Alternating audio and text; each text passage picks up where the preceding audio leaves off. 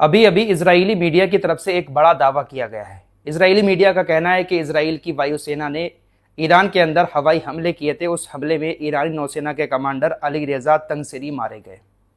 ईरानी नौसेना के ये काफ़ी सीनियर कमांडर थे और इन्हीं के कहने से स्ट्रेट ऑफ हॉर्मुज को ईरान ने बंद किया है।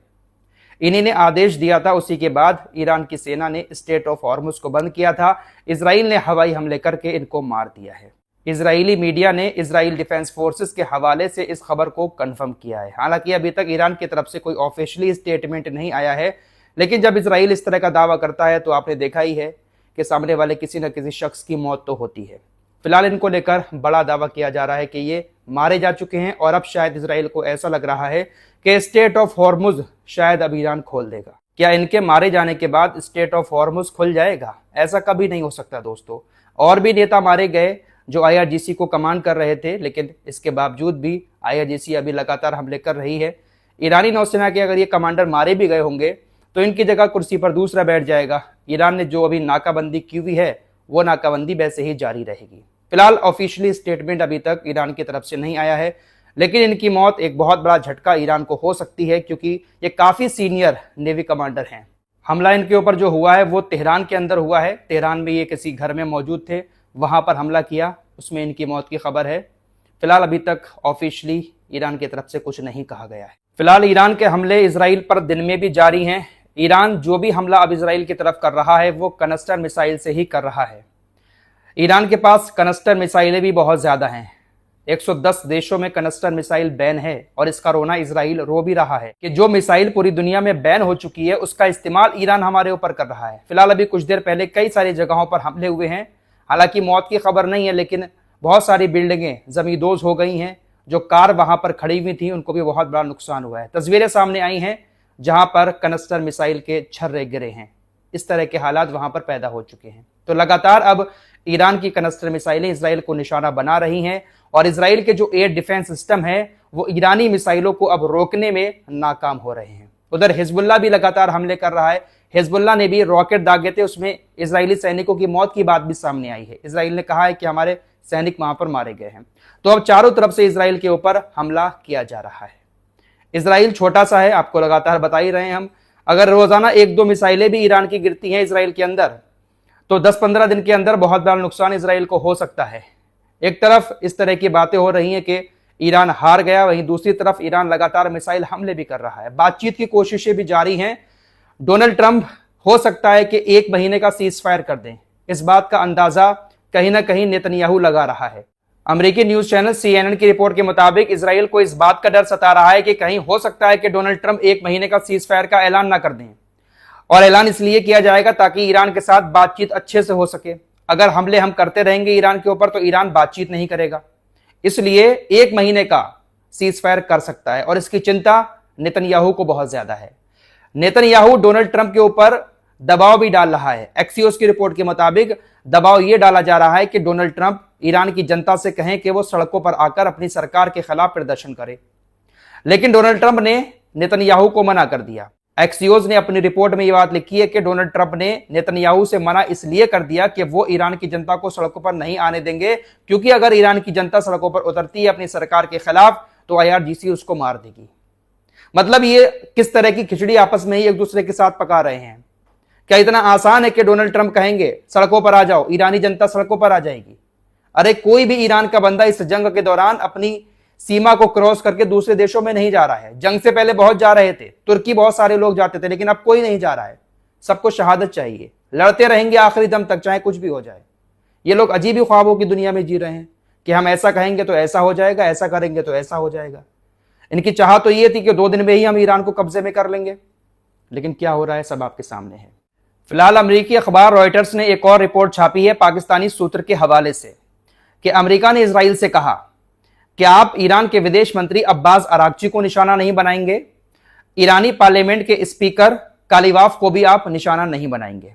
बाकी सारे नेताओं को आप चुन चुन कर मारते रहें, लेकिन इन दोनों नेताओं को निशाना नहीं बनाएंगे, क्योंकि ये दोनों नेता ही हैं जो ईरान और अमेरिका के बीच बातचीत में ईरान की तरफ से अपना पक्ष रख रहे हैं। यही दोनों नेता ईरान की तरफ से बातचीत कर सकते हैं। बाकी कोई ऐसा नेता नहीं है जो अमेरिका के साथ बातचीत कर सके। क्योंकि और जो नेता हैं वो कट्टरपंथी बहुत बड़े वाले हैं, वो अमेरिका की बात को ठीक से सुनेंगे भी नहीं। इसलिए अमेरिका ने इजराइल से कहा कि भैया इनको मत मारो। तो इजराइल इन दोनों नेताओं को निशाना बनाने से अब पीछे हट चुका है। हो सकता है कि इसमें भी कोई चालबाजी हो इनकी, कि इस तरह से हम ऐलान कर दें कि इन दोनों को निशाना नहीं बनाया जाएगा, ये दोनों फिर खुलकर सामने आ जाए, फिर इनको निशाना बना दिया जाए। इजराइल कुछ भी कर सकता है, लेकिन फिलहाल अभी पीछे हट गया है इन दोनों को लेकर। उधर बेंजामिन नेतन्याहू ने अपने देश की सेना को आदेश दिया है कि वो आने वाले 48 घंटों के अंदर अंदर ईरान को जितना ज्यादा नुकसान पहुंचा सकते हैं पहुंचा दें। ईरान के हथियारों के जो ठिकाने हैं उसको जितना ज्यादा तबाह कर सकते हैं कर दें। 48 घंटे में बहुत ज्यादा हमले करने के आदेश दिए हैं। बहुत ज्यादा हमले तो ये लगातार कर ही रहे हैं, 48 घंटे में क्या उखाड़ लेंगे। तेल के भंडारों को खत्म कर दिया, हो सकता है कि ये पावर प्लांट पर भी हमला कर दें। 48 घंटे में बहुत ज्यादा हमले करने के आदेश नेतन्याहू ने दिए हैं अपनी सेना को। देखते हैं कि किस तरह के हमले ईरान पर होते हैं। फिलहाल खबर अबू धाबी से आ रही है। अबू धाबी के अंदर 2 लोगों की एक मिसाइल हमले में मौत हो गई है। खबरों के मुताबिक मिसाइल का वारहेड जो होता है वो गिरा, अबू धाबी के अंदर 2 लोगों की मौत हुई। अब ये मिसाइल कहां से आई थी? क्या इंटरसेप्टर मिसाइल का वारहेड गिरा या फिर ईरान ने जो मिसाइल छोड़ी थी उसका वारहेड था? लेकिन 2 अबू धाबी के अंदर लोगों की मौत की खबर है। ये खुद जानकारी यूएई की तरफ से दी गई है। दोस्तों, आप लोग खबर सुन रहे हैं कि अमेरिका जमीनी सेना उतारना चाहता है। जमीनी स्तर पर ईरान के अंदर घुसकर या फिर स्टेट ऑफ हॉर्मुज को खुलवाने के लिए अमेरिकी सैनिक जमीनी स्तर पर युद्ध शुरू कर सकते हैं। ईरान की तरफ से यह कहा जा रहा है कि अगर अमेरिका अपने सैनिकों को जमीनी स्तर पर समुद्र के रास्ते हमारे स्टेट ऑफ हॉर्मुज तक पहुंचाएगा तो फिर हम भी बहरीन और यूएई के तटों पर कब्जा कर लेंगे। बहरीन और यूएई के तटों पर कब्जा इसलिए किया जाएगा क्योंकि स्टेट ऑफ हॉर्मुज तक पहुंचने का यही रास्ता है। बहरीन के तट से भी आप आराम से पहुंच सकते हैं, यूएई के तट से भी अमेरिका के सैनिक पहुंच सकते हैं। कई दिन पहले मैंने आपको यह खबर दी भी थी कि अगर अमेरिका के सैनिक जमीनी स्तर पर उतरते हैं तो उनको समुद्र तक पहुंचने का रास्ता जो है वो अरबी देश देंगे, बाकी खुफिया जानकारी जो है वो इजराइल पहुंचाएगा।